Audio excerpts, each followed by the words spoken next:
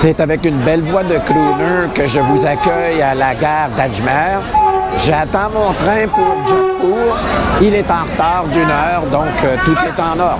Je suis à Jodhpur, la deuxième ville la plus peuplée du Rajasthan, État qui compte lui-même plus de 76 millions d'habitants.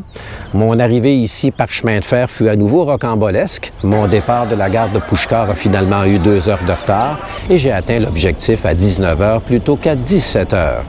Jodhpur fut fondée en 1459. Elle était à ce moment la capitale du territoire Marwar, qui signifie vallée de la mort. Il doit y avoir un lien avec le désert qui est tout près. Et la région fut habitée par la redoutable caste guerrière des Rajputs, qui parfois ont réussi à s'entendre avec les Moghols et à d'autres moments, c'est plutôt coltaillé avec eux. De toute façon, l'État princier fut rattaché à l'Inde lors de son indépendance en 1947 et a fait partie du Rajasthan lors de sa création en 1956. Jodhpur porte le surnom de Blue City. On dit que cette couleur aurait comme qualité de réfléchir les rayons du soleil, plutôt mordant en été lorsque le mercure atteint 50 degrés Celsius, et aurait aussi comme pouvoir de repousser les moustiques. Jodhpur a longtemps prospéré grâce au commerce de l'opium. Elle le fait aujourd'hui, bien sûr, avec le tourisme. Je suis au fort Marangarh, qui est l'une des plus grandes forteresses en Inde. Elle domine la ville de Jodhpur de ses 125 mètres et c'est précisément pourquoi on a choisi cet emplacement afin de mieux protéger le territoire Marwar. Les travaux ont débuté en 1459 et l'apparence actuelle de la citadelle date du 17e siècle. Plusieurs générations de Maharajas du clan Rajput l'ont habitée.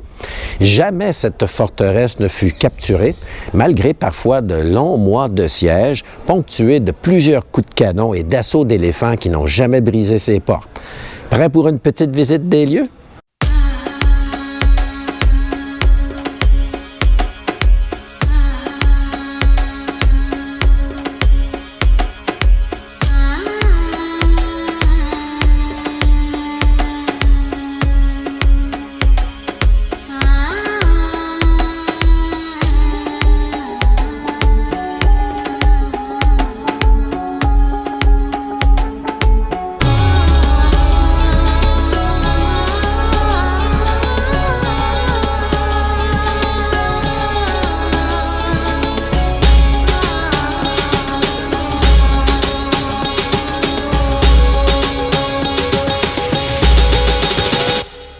Alors, ce soir, on va manger un mets traditionnel du sud des Indes, un dosa. On dirait une crêpe, mais ce n'est pas constitué avec des œufs. On peut fourrer ce pain, je ne sais trop comment le qualifier, mais on peut le fourrer de toutes sortes d'aliments. Et ça se roule, comme vous le voyez. Et au final, ça peut être trempé dans différentes sauces. Ça s'appelle un dosa. J'ai commandé un panir dosa masala et c'est celui que vous voyez devant vous. Alors voici mon dosa au fromage panir et sauce masala. J'ai 2 petites sauces qui accompagnent mon panir. Alors, on va sumecter la bouche avec celle-ci. On dirait qu'il y a une petite finale de coco. Maintenant, on va goûter celle-ci. Alors, celle-ci est chaude, l'autre était froide. Et elle a une finale piquante, celle-là. Je vais sûrement créer un scandale, mais je vais me servir de ma cuillère. Je suis pas capable de le manger avec mes doigts. J'ai pas l'expérience, ça va tout se défaire. Alors, on va le manger comme ça. On va goûter maintenant avec la petite pâte. Je me méfie, je pense que ça doit être relevé. Alors, effectivement, ça ajoute un peu de piquant, mais c'est pas encore de la dynamite. Voilà, j'ai terminé mon repas. Je ne peux pas dire que mon dosa était un triomphe de saveur en bouche. C'était plutôt fade. Par contre, il était végétarien, donc très santé. Je vais lui allouer un 6,5 sur 10.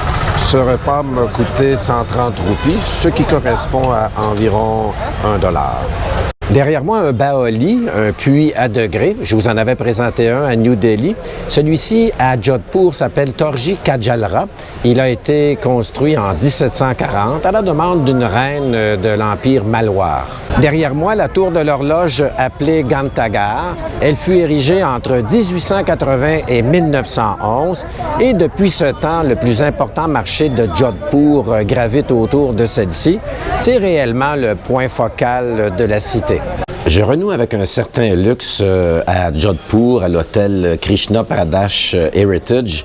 C'est un immeuble quand même qui se veut patrimonial et la chambre qui m'est proposée est vaste, très jolie. Le matelas est quand même un peu mou, mais j'ai beaucoup d'espace de rangement et la décoration, le choix des meubles me plaît beaucoup. Ma salle de bain est vaste et moderne et j'adore ce petit rappel avec les portières. Très content de renouer avec une douche qui est séparée du reste de la pièce. Je vous amène au restaurant qui occupe le toit de l'immeuble de mon hôtel Krishna Pradesh Heritage. Vous allez voir que c'est très bien. On est très bien à 8 heures le matin sur le toit de l'immeuble à déjeuner en ayant une vue imprenable sur le fort Mehran-Garh, mais je suis convaincu que plus tard en saison, c'est absolument impossible lorsque la chaleur s'installe pour de bon. Je suis au cénotaphe Jaswant-Tada. On sait que la différence entre un cénotaphe et un mausolée est que le premier contient le corps du défunt, alors qu'un cénotaphe incarne le cercueil en lui-même. C'est Sardar Singh qui en a ordonné la construction en 1899 en honneur de son défunt père Jawang Singh. L'endroit est dorénavant un lieu de crémation pour toute la famille et est entièrement constitué de marbre blanc. Pour terminer mon séjour à Jodhpur, j'ai décidé qu'on irait se perdre dans son quartier ancien du nom de Navkaushia. Les ruelles étroites sont nombreuses et il est grisant de se perdre dans ce labyrinthe. Le patrimoine bâti est partout, ça sent l'histoire. Il n'est peut-être pas toujours en bon état, mais ça demeure fort joli à regarder. C'est le vrai monde qui habite là, il n'y a pas beaucoup de touristes. On n'est peut-être pas tout à fait à l'abri du harcèlement des mobylettes, mais on l'est à tout le moins des hostilités que se livrent les autos et les VUS ailleurs dans la ville.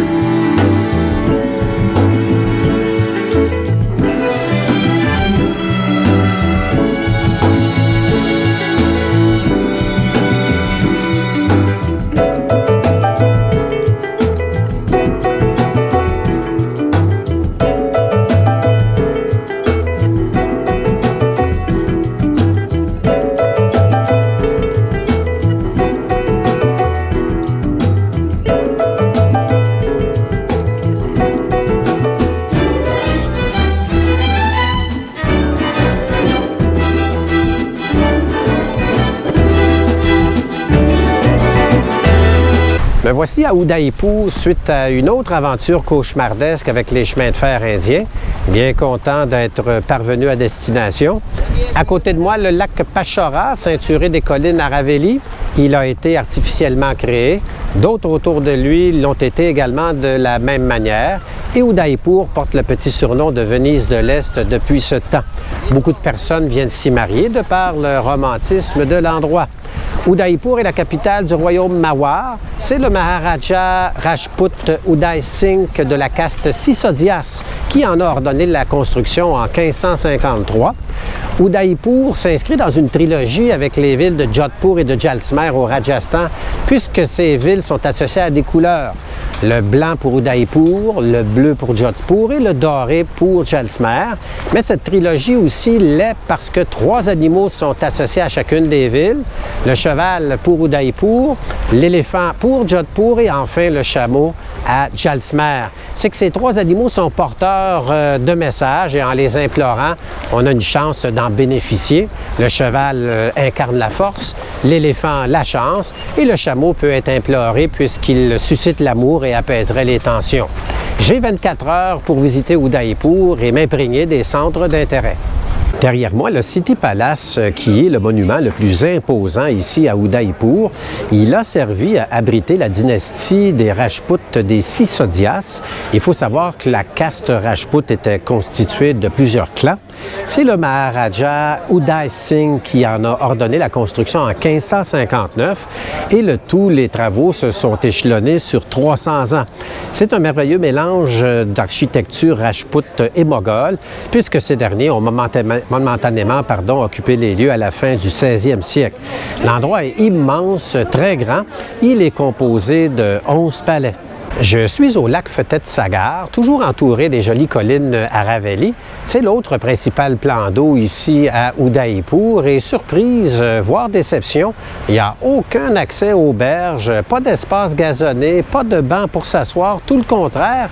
Vous avez un garde-corps qui nous empêche de s'approcher du lac et vous avez également une route bruyante qui est à proximité. Aussi loin que se porte mon regard, ça semble être le cas tout autour du plan d'eau. Il n'y a pas de doute qu'Udaipur doit revoir l'aménagement des lieux. Ma chambre au Tripli à Runodé Palace est tout simplement un désastre et pourtant j'avais allongé quelques billets de plus pour m'assurer une chambre supérieure qu'on qualifie même de suite ici. Elle est pourtant d'un dépouillement total, il n'y a absolument aucune décoration. Les rideaux sont poisseux, les bancs sont tachés.